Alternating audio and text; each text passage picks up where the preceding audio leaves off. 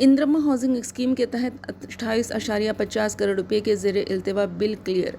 Telangana housing corporation ने गुज़िश्ता एक हफ्ते के दौरान इंद्रमा हाउसिंग स्कीम के तहत ज़ेर इल्तिवा 28 करोड़ 50 लाख रुपए के बिल क्लियर कर दिए, जिससे 2764 मुस्तहिक़ीन को फ़ायदा पहुंचा है।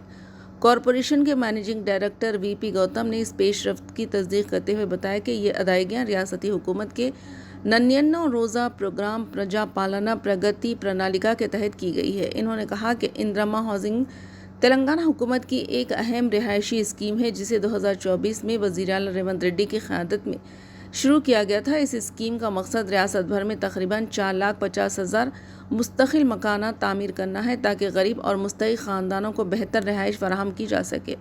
हुकाम के मुताबिक जारी की गई मजमूई रकम में से 12 करोड़ 6 लाख रुपये L3 कैटेगरी के तहत 1,200 मुस्तहिक़ीन को जारी की गई, जबकि 7 करोड़ इन 653 मुस्तहिक़ीन को अदा किए गए, जिनकी साबिक़ा अदायगियाँ टेक्निकी वजूहात की वजह से रुक गई थी।